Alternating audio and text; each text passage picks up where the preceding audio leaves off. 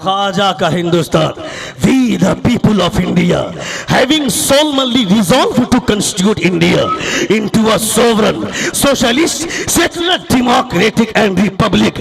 खबरदार कोई मत सोचना कि ये हिंदुस्तान किसी के बाप का है, ये भारत हमारा है।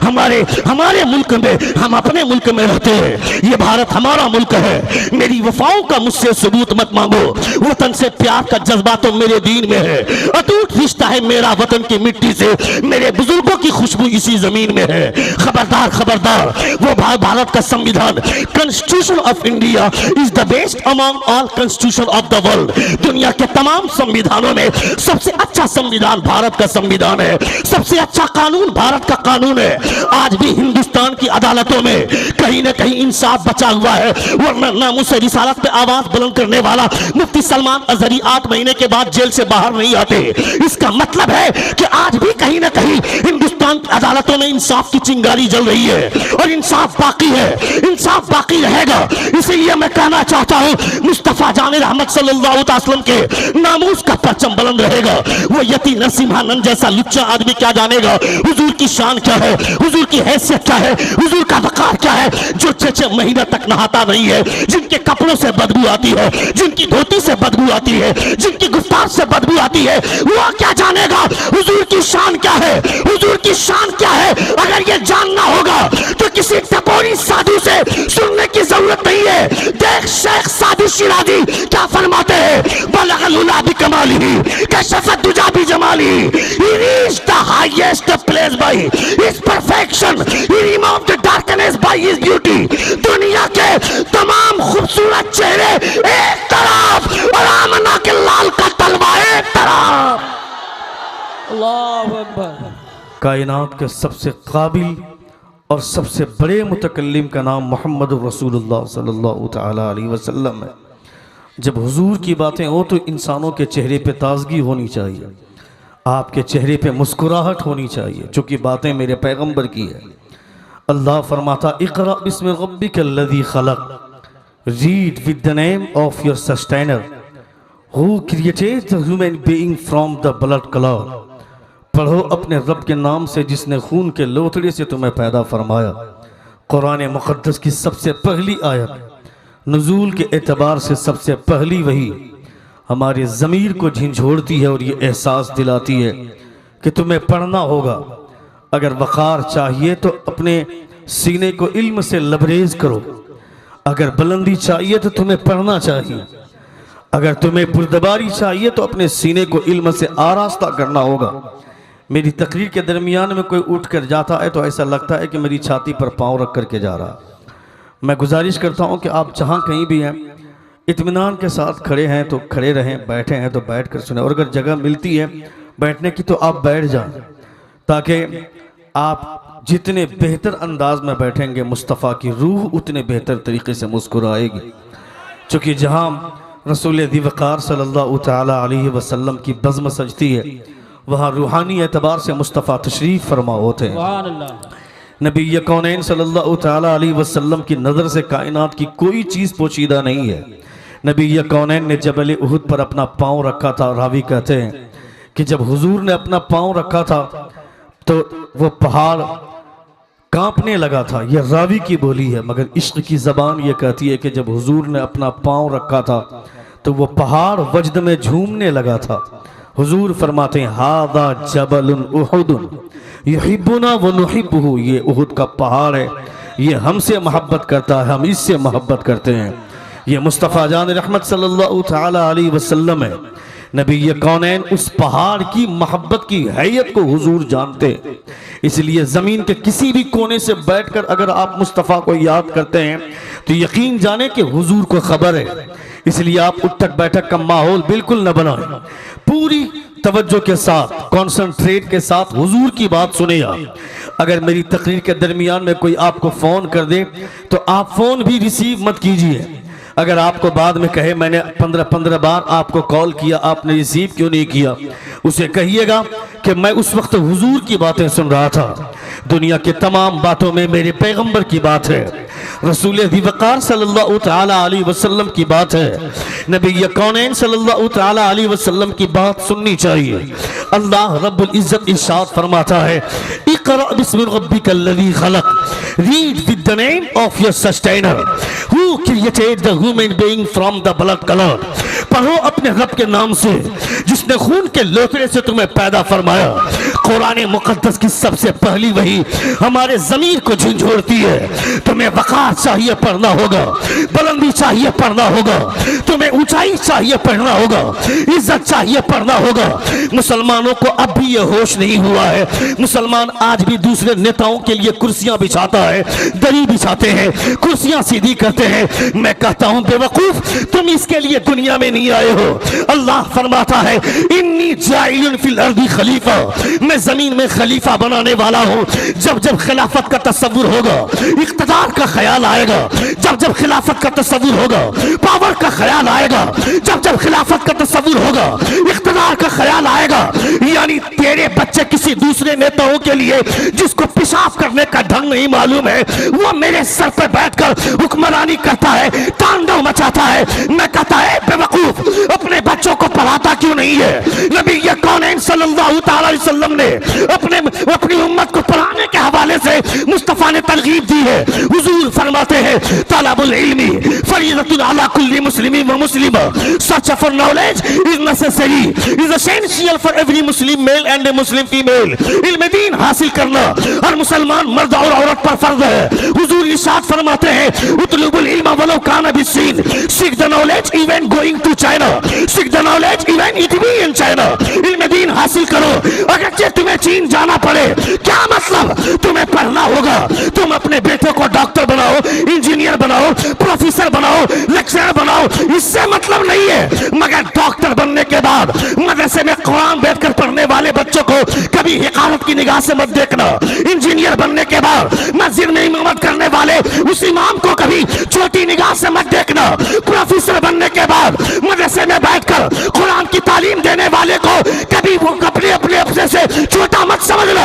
डॉक्टर बनने के बाद समझते हैं मुझसे बड़ा कोई नहीं है, इंजीनियर बनने के बाद समझते हैं मुझसे बड़ा कोई नहीं है, प्रोफेसर बनने के बाद समझते हैं मुझसे बड़ा कोई नहीं है। चलो मुस्तफा से पूछते हैं, ए मुस्तफा, ये डॉक्टर है अपने आप को बेहतर बोलता है, ये प्रोफेसर है अपने आप को बेहतर बोलता है, ये लेक्चरर है अपने आप को बेहतर बोलता है, बेहतर है कौन? तो मेरे आका इरशाद फरमाते हैं, खैरुकुम मन तअल्लमल कुरान व अल्लमहु, तुम में वो बेहतर है जो कुरान पढ़ना जानता है और कुरान पढ़कर कुरान पढ़ाना जानता है।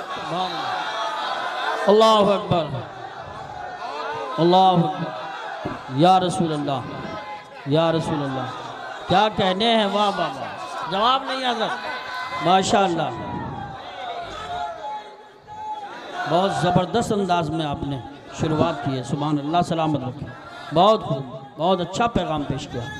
अल्लाह माशाअल्लाह, साउंड ठीक करें और आप ऐसे ही नारे लगाते रहें जहाँ ज़रूरत पेश आए। बहुत अच्छा सुन रहे हैं, सुन रहे हैं आप, सुन रहे हैं, सुन रहे हैं।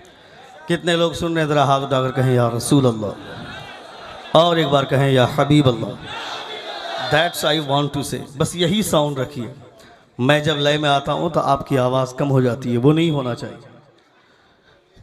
खैरुकुम मन तअल्लमल कुरान व अल्लमहु, तुम में वो बेहतर है जो कुरान पढ़ना जानता है और कुरान पढ़कर कुरान पढ़ाना जानता है। इसलिए मैंने कहा था कि डॉक्टर नहीं बनना चाहिए, इंजीनियर नहीं बनना चाहिए, प्रोफेसर नहीं बनना चाहिए। बनना चाहिए, मुसलमानों के बच्चे को हर मैदान में आगे बढ़ना चाहिए, मुसलमानों के बच्चों को हर मैदान में आना चाहिए। हमें जो डॉक्टर, जो हॉस्पिटल में बैठकर जो डॉक्टर दरिंदगी मचाता है, जो जानवर बनकर गरीबों के पैसों को लूटता है, हमें उस हॉस्पिटल में भी एक ऐसा डॉक्टर चाहिए जो मुस्तफ़ा का सच्चा गुलाम हो।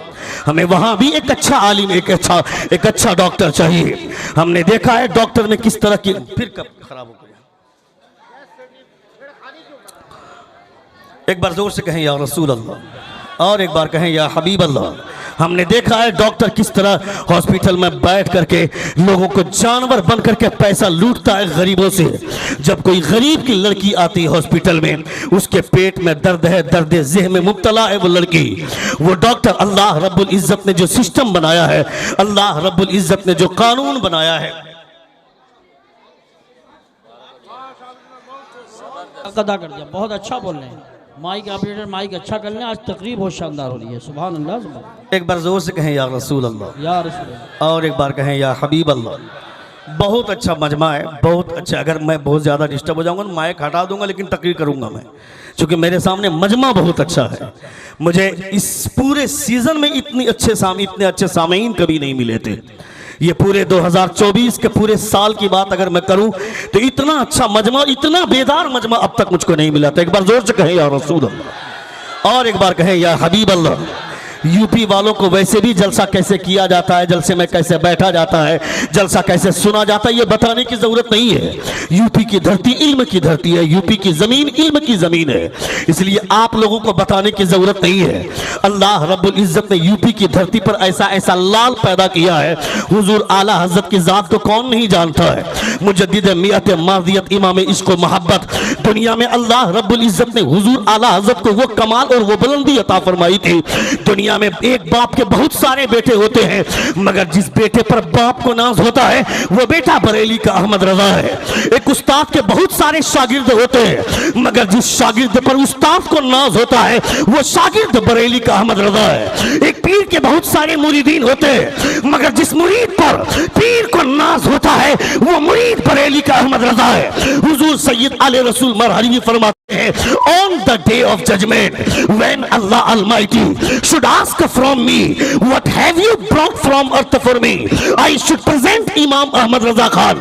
आप फरमाते हैं कल क़यामत के मैदान में जब खुदा मुझसे सवाल करेगा, ए आले रसूल मेरे लिए क्या लाया है, हुजूर सैयद आले रसूल मरहरी फरमाते हैं मेरे पास नमाज है, मेरे पास रोजा है, मेरे पास हज और ज़कात की नेकियां है, सदक़ात और खैरात की नेकियां हैं, मगर इनमें से कुछ भी पेश नहीं करूंगा। परवरदिगार से कहूंगा मौला मेरी जिंदगी भर की पूंजी, मेरा तमाम सरमाया अगर कोई है तो वो बरेली का ताजदार है।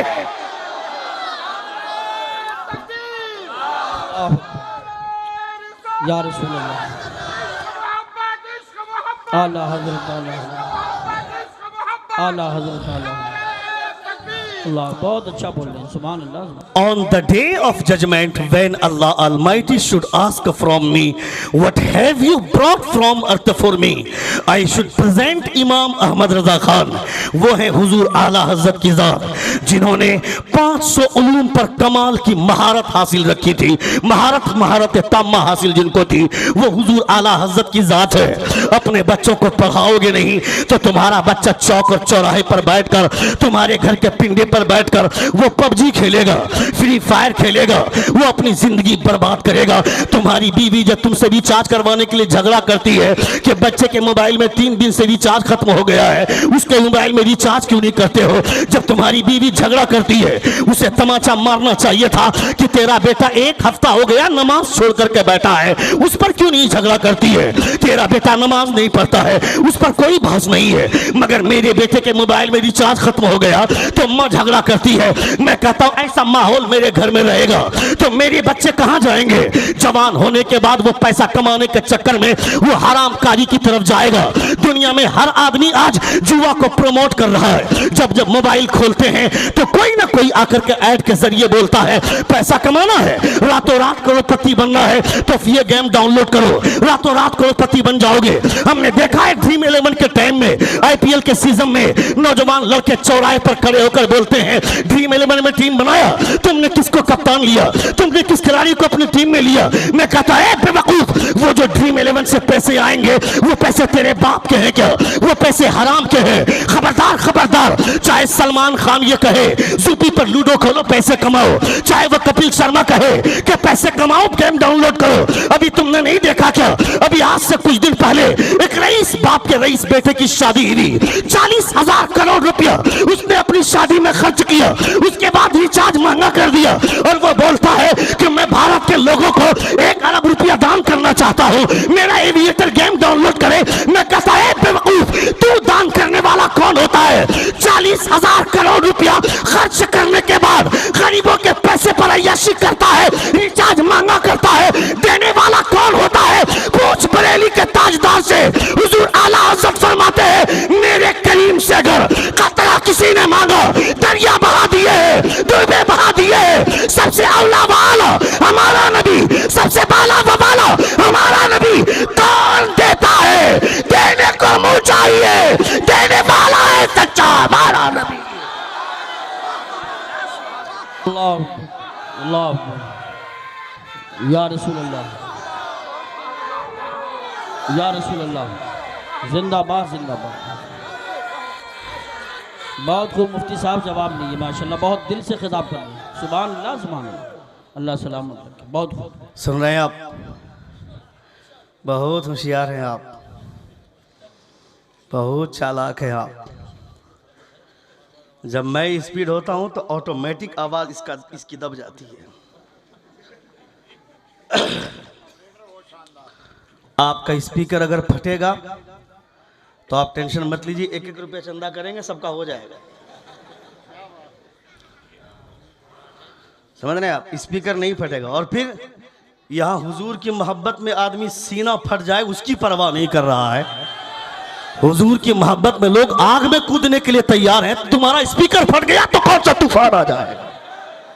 ये सोचो कि ये हुजूर की महफिल है, गाने बजते हैं मेरे स्पीकर में, उसकी परवाह करेंगे हम तो चलेगा, मगर मेरे स्पीकर से हुजूर की बातें हो रही हैं, हुजूर के पैगाम नशर हो रहे हैं, इसलिए इसकी परवाह मत करो। अगर एक बॉक्स फटेगा तो खुदा दूसरे 4 दरवाजे खोल देगा तेरे लिए बरकतों के। इसकी परवाह मत करना, रिज़्क़ देने वाला अल्लाह है। हम लोग क्या लगता है कि यहाँ जो हम लोग बैठ करके बोलते हैं वो भारत का प्रधानमंत्री जिनके पीछे करोड़ों रुपए खर्च होते हैं, वो जब 15 अगस्त और 26 जनवरी को स्पीच देने के लिए आते हैं, जब वो स्पीच देते हैं दिल्ली के लाल किला से, तो उनके करीब में बिस्लरी की बोतल होती है, हिंदुस्तान की हिस्ट्री को लिख करके लाते हैं, देख करके बोलते हैं। 1 घंटे की तकरीर में 15 बार पानी पीते हैं। किसी मुल्क का प्रधानमंत्री हो या किसी सूबे का सीएम हो, वो 1 घंटे की स्पीच में वो देख करके बोलते हैं और कई बार पानी पीते हैं। मगर जब एक आलिम बोलता है मिंबर रसूल पर बैठ करके, तो वो देख कर नहीं बोलता है, 1400 साल पहले की तारीख बगैर देखे बोलता है। वो 1 घंटा क्या 2-2 घंटे की तकरीर हो जाती है, एक कतरा पानी तक नहीं पीता है। ये एनर्जी कहां से आती है? ये पावर कहां से आता है? कसम खुदा की, बरेली का बटन दबा देते हैं, मदीने से मुस्तफा एनर्जी भेज दिया करते हैं। यहाँ अपना कुछ नहीं है, ये सब कुछ हुजूर का है। जोर से बोले, जोर से पूरा मजमा हाथों को फिजा में लहरा कर कहें या रसूल अल्लाह, और एक बार कहें या हबीब अल्लाह। इक़रा बिस्मि रब्बिकल्लज़ी खलक़, read with the name of your sustainer Who created the human being from the blood clot? पढ़ो अपने रब के नाम से जिसने खून के लोथरे से तुम्हें पैदा फरमाया। अपने बच्चों को पढ़ाना चाहिए, अपने बच्चों को सिखाइए दीन क्या है, दीन क्या है। हमारे बुजुर्गों ने फरमाया कि अगर बच्चे तुम्हारे कुरान पढ़ने के लिए मदरसा जाते हैं तो क्या फ़ायदा। कुरान इसलिए नहीं पढ़ो कि कुरान पढ़ना जान जाए, बल्कि कुरान इसलिए पढ़ो कि तुम्हें दीन की समझ हासिल हो। कुरान समझो। अल्लाह फरमाता है अफला यतदब्बरून अल कुरान वला अफला यतदब्बरून कुरान, कुरान पे गौर क्यों नहीं करता है? कम से कम तर्जमे के साथ तो कुरान पढ़ने की कोशिश करनी चाहिए। हमारी उम्र 50 साल की हो गई मगर हमने कभी कुरान पर गौर नहीं किया। हमारे बच्चों की शादी का टाइम आता है, बच्चियों की शादी का टाइम आता है, पूछते हैं उर्दू कहाँ तक पढ़ा है, तो बोलते हैं कि बड़ी किताब पढ़ चुकी है, बड़ी किताब पढ़ चुका है, कुरान शरीफ तक पढ़ना जानता है। और इधर वो 1 से 1 डिग्री लेकर के बैठा है, मगर उसको पूछ दो वजू के फराइज कितने हैं, गुस्ल के फराइज कितने हैं, तो लोग तमाशे की तरह खड़े बम्बन तमाशा बनकर खड़े हो जाते हैं। हमारी खामी क्या है? जब एक देवबंदी लड़का जो मस्जिद से नमाज पढ़ करके निकलता है, वो देवबंदी लड़के से पूछो तो वो देवबंदी लड़का मस्जिद से बाहर निकलकर चर्चा करता है और ये कहता आज इमाम साहब ने बताया गुस्ल में 4 फराइज हैं, इमाम साहब ने बताया वजू में 4 फराइज हैं, गुस्ल में 3 फराइज हैं। खबरदार भूलना मत, वरना कल जब जोहर में जाओगे तो इमाम साहब पूछेंगे। और जब सुन्नी का लड़का मस्जिद से निकलता है जुमे की नमाज पाकर तो बोलता है धोनी ने सेंचुरी मार दिया, मोहम्मद शामी ने 4 विकेट टिकट ले लिया। जहीर खान ने बोल्ड कर दिया। मैं कहता है बेवकूफ, कौन है वो जहीर खान, कौन है वो मोहम्मद कैफ, कौन है वो धोनी, ये लोग तुम्हारा नाम तक नहीं जानते हैं, मगर मदीने में एक सुल्तान लेटा हुआ है, तुम उन्हें याद करो न करो, 24 घंटे मुस्तफा तुम्हारे बारे में सोचते हैं। 24 घंटे, बहुत खूब, जिंदाबाद। 24 घंटे हुजूर तुम्हारे बारे में सोचते हैं। सुन रहे हैं आप, सुन रहे हैं आप? जोर से कहें या रसूल अल्लाह, और एक बार कहें या हबीब अल्लाह। 24 घंटे मुस्तफ़ा जान रहमत सल्लल्लाहु तआला अलैहि वसल्लम हमारे बारे में सोचते हैं। हुजूर पूरी ज़िंदगी हमारे बारे में सोचते रहे। हज़रत आयशा सिद्दीक़ा रज़ियल्लाहु तआला अन्हा फरमाती हैं, नबी ये कौनैन कमरे से बाहर निकले, कभी हुजूर अंदर जा रहे हैं, कभी बाहर आ रहे हैं, कभी अंदर जा रहे हैं, कभी बाहर जा रहे हैं। मैंने पूछा या रसूल अल्लाह ये अंदर और बाहर का क्या मतलब है? हुजूर फरमाते हैं, ए आयशा आसमान पे बादल देख रही हो? हज़रत आयशा सिद्दीक़ा रज़ियल्लाहु तआला अन्हा फरमाती हैं, या रसूल अल्लाह बादल देख रही हूँ। हुजूर फरमाते तुम्हें क्या लगता है यह बादल बारिश के कतरे लाएगा? हज़रत आयशा सिद्दीक़ा रज़ियल्लाहु तआला अन्हा फरमाती, हाँ या रसूल अल्लाह बादल का काम ही है कि वह बारिश के कतरे लाता है। हुजूर फरमाते हैं कौम आद ने भी यही सोचा था, कौम समूद ने भी यही सोचा था। कौम आद को जानते हैं आप? आज पूरी दुनिया में रिकॉर्डेड ह्यूमन हिस्ट्री में दुनिया का सबसे लंबा आदमी जिसको माना गया है रिकॉर्डेड ह्यूमन हिस्ट्री में, वो अमेरिका से ताल्लुक रखने वाला, उसका नाम है रॉबर्ट फेडलोर। ये दुनिया का सबसे लंबा आदमी है। इसकी लंबाई है 8.6 फीट, ये इसकी लंबाई है, इसकी हाइट है। मगर अभी रिसेंट में तुर्की का रहने वाला एक शख्स है जिसका नाम है कोसम सुल्तान, वो दुनिया का सबसे लंबा आदमी आज के डेट में है। उसकी लंबाई है 8.8 उसकी फीट उसकी लंबाई है। मगर अल्लाह रब्बुल इज्जत ने जमीन में एक ऐसी कौम को पैदा फरमाया जिसको कौम आद कहते हैं। इसकी मिनिमम लंबाई 28.8 इसकी लंबाई थी, यानी कम से कम इसकी हाइट इतनी थी। अब ज्यादा का आप तस्वीर भी नहीं कर सकते हैं। ये कभी बीमार नहीं होते थे, इनको बुखार नहीं आता था, इनके सर में दर्द नहीं होता था। तुम जब अपना मकान बनाते हो तो तुम सीमेंट और बालू का गारा बना करके ईंट जोड़ते हो, उसके बाद दीवार खड़ी करते हो, उसके बाद फिर लिल्टन तक पहुंचते हो, उसके बाद फिर दीवार बनाते हो, फिर तुम छत ढालते हो, उसके बाद तुम्हारा मकान बनता है। मगर ये कौम आद, ये जो लोग थे, ये लोग पहाड़ों का सीना चीरकर मकान बनाते थे, इतने ताकतवर थे ये लोग। मगर अल्लाह रब्बुल इज्जत ने ऐसे लोगों को कहा था वह तत्तखिज़ून मसानिअ लअल्लकुम तख़लूदून, मकान ऐसा बना रहे हो जैसे कि तुमको हमेशा रहना है। मैं कहता हूं जिन लोगों के पास 500 साल की उम्र थी, जिनके पास 600 साल की उम्र थी, जो कभी बीमार नहीं होते थे, जिस पर कभी बुढ़ापा नहीं आता था, जिसकी लंबाई इतनी थी कि आज के कोई दरख्त इतना लंबा नहीं है, जिसकी हाइट का आलम यह था, जिसकी ताकत का यह आलम था कि वह पहाड़ों का सीना चीर दे। फिर मैं किस खेत की मूली हूं? मेरी हैसियत क्या है? मेरी उम्र तो 60 से 70 साल में सिमट जाती है। हमने मकान, मेरा मकान करोड़ों रुपए का मकान बनवा लिया। इमाम साहब को ला करके दिखाते हैं, इमाम साहब ये मेरा घर है, ये मेरा बेडरूम है। अपने बाथरूम को ले जाकर के दिखाते इमाम साहब को, कहते हैं 2.5 लाख रुपया मेरा बाथरूम में खर्च हुआ है। वही बेवकूफ आदमी जो 2.5 लाख रुपया बाथरूम में खर्च करता है, जब इमाम की तनख्वाह 1000 रुपया बढ़ाने की बात आती है तो 15 बार मीटिंग करनी पड़ती है। उसके बाद भी कोई लुच्चा खड़ा होकर के बोल देता है 8000 में तो गाड़ी ठीक ठाक चल रही थी, फिर ये 1000 बढ़ाने की बात कहां से आ गई? मैं कहता है बेवकूफ, तुमको तो सोचना चाहिए था कि मेरा इमाम हेलीकॉप्टर से आता और मस्जिद के दरवाजे पर हेलीकॉप्टर रोक करके आता, मस्जिद के अंदर दाखिल होकर नमाज पढ़ाता, नमाज पढ़ाने के बाद हेलीकॉप्टर पर बैठकर वापस हुजरे में जाता, तो लोग समझते कि जब इस मस्जिद के इमाम की ये शान है तो नबियों के इमाम की शान क्या होगी? नारे अल्लाहु अकबर, या रसूल अल्लाह, जिंदाबाद जिंदाबाद जिंदाबाद जिंदाबाद। अल्लाह, बहुत खूब, सुभान। या रसूल अल्लाह, या रसूल अल्लाह, या रसूल अल्लाह। क्या कहने, आज तो आपने हक अदा कर दिया। क्या बात है, जवाब नहीं है। आप नहीं बोल रहे, फैज़ान आला हज़रत बोल रहा है। सुभान अल्लाह, सुभान अल्लाह, सुभान अल्लाह, सुभान अल्लाह। फैज़ान आला हज़रत बरस रहा है। मरहबा मरहबा मरहबा। माशाअल्लाह।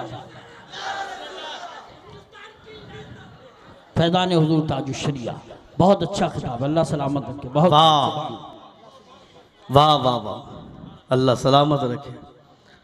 कितने अच्छे लोग हैं आप सब। अल्लाह रब्बुल इज़्ज़त आपके जज्बात को सलामत रखे।